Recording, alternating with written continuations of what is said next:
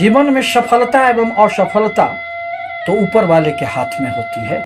इसके साथ ही साथ यदि ज्योतिष शास्त्र में आप विश्वास रखते हैं तो आपको यह भी मानना पड़ेगा कि 9 ग्रहों के गोचरीय प्रभाव से ही हमारे जीवन में कभी तो इतनी संघर्ष बढ़ जाती है कि हमें रास्ते दिखाई नहीं पड़ते हैं, और कभी यह सारे के सारे ग्रह हमारे समर्थन में खड़े होकर हमें आगे रास्ता दिखाने का कार्य करने लग जाते हैं।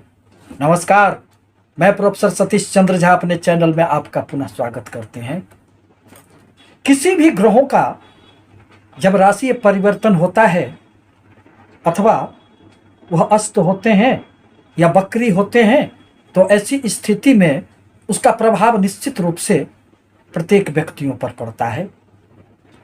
मात्राएं कुछ कम अधिक हो सकती है।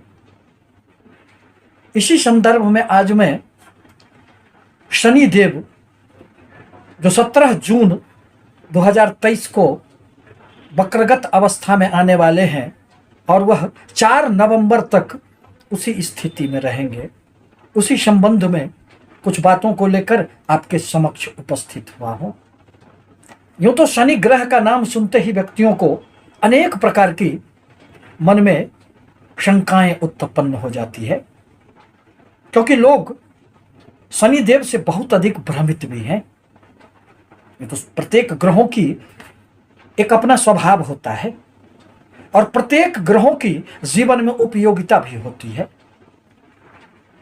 वह ग्रह आपके जन्म कुंडली में किस स्थिति में है, क्या वह उच्च के हैं, नीच के हैं, स्वगृही हैं अथवा शत्रु क्षेत्रीय हैं, कितने अंशों पर उस ग्रह की स्थिति है, उसके आधार पर ही गोचरीय ग्रहों का प्रभाव निर्भर करता है।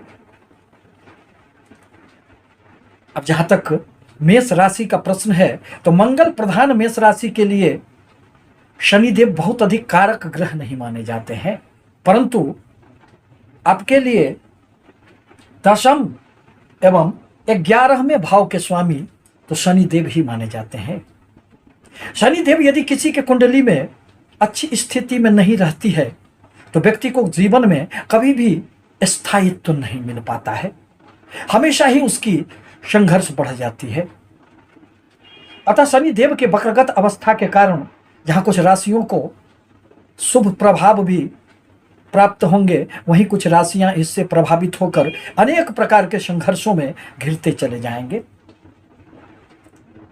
शनिदेव अभी अपनी ही राशि कुंभ राशि में संचरण कर रहे हैं और वह राहु के नक्षत्र से संचरण कर रहे हैं। आपके लिए शनिदेव आपके लाभ स्थान में बैठकर आपको अनेक स्रोतों से लाभ देने का प्रयास कर रहे हैं। आपके लिए तो लाभ के अनेक स्रोत खोलने का कार्य शनिदेव कर रहे हैं। और जब भी कोई ग्रह वक्रगत अवस्था में आता है तो उसके बल में वृद्धि हो जाती है। यदि वह ग्रह शुभ के होते हैं तो उनके शुभता में वृद्धि हो जाती है, और वही ग्रह यदि अशुभ होते हैं तो उनके अशुभता में वृद्धि हो जाती है। यह एक सर्वमान्य सर्वविदित नियम है। तो शनिदेव चूंकि स्वगृही हैं, आपके लिए भले कारक नहीं है, परंतु लाभ स्थान में गोचर करने के कारण आपके लिए इनका प्रभाव बढ़ जाएगा और आय के कुछ अतिरिक्त स्रोत भी आपके सामने दृष्टिगोचर होने लगेंगे। आपके हर प्रकार की मन की इच्छाएं पूर्ण होगी। आपकी कोई भी मनोकामनाएं हो, यदि धन से जीवन में सब कुछ प्राप्त होता है तो फिर निश्चित रूप से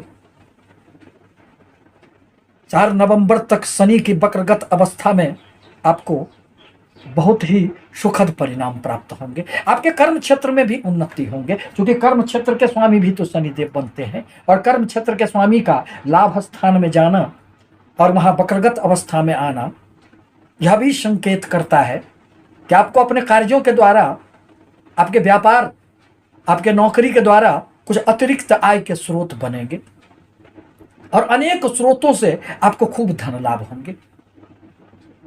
परंतु इसके लिए आवश्यक है कि आपके कुंडली में शनि देव की क्या स्थिति है, वह भी जानना आवश्यक होता है।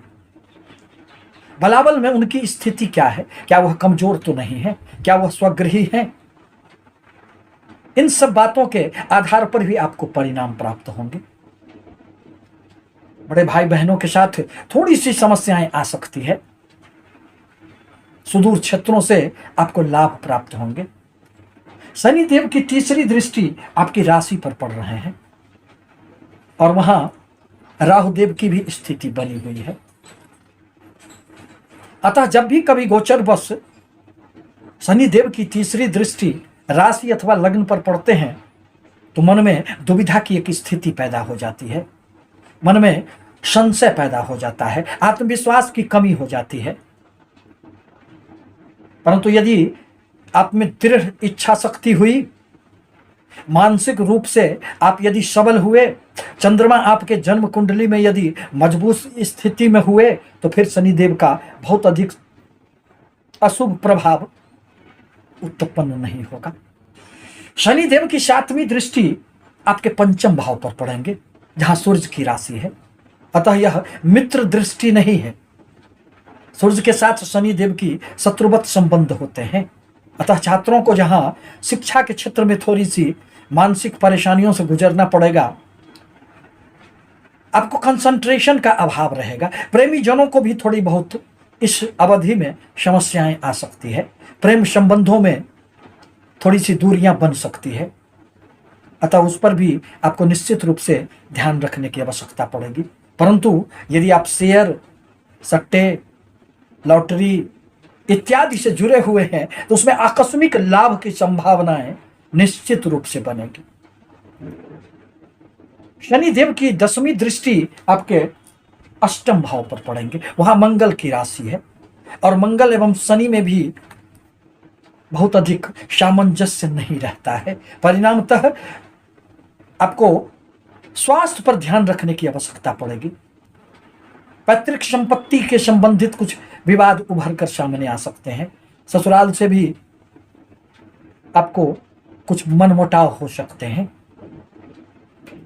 महिलाओं के लिए मांगल्य का स्थान तो यही अष्टम भाव होता है। यह तो आकस्मिकता का भाव होता है। और जब भी कभी जन्म कुंडली में 11वें एवं 8वें भाव का संबंध बनता है तो आकस्मिक रूप से धन लाभ तो खूब होते हैं, परंतु स्वास्थ्य में अनेक प्रकार की बाधाएं उत्पन्न हो जाती है, समस्याएं उत्पन्न हो जाती है। इस प्रकार कहा जा सकता है कि मेष राशि के लिए यह जो शनि की वक्रगत अवस्था है उसमें आपको अनेक प्रकार से सुखद परिणाम प्राप्त होंगे। धन के लिए, व्यापार के लिए, नौकरी में आपको खूब सफलताएं प्राप्त होगी, परंतु स्वास्थ्य पर ध्यान देना आपके लिए नितांत आवश्यक होगा। शनिवार को सायंकाल यदि आप शनिदेव के बीज मंत्रों का 108 बार जाप करते हैं तो आपके लिए शनिदेव बहुत अधिक कष्टकारी नहीं रहेंगे। आपसे निवेदन है कि हमारे चैनल को लाइक करें, सब्सक्राइब करें, ताकि मैं अपने विचारों से आपको अवगत कराता रहूं। धन्यवाद।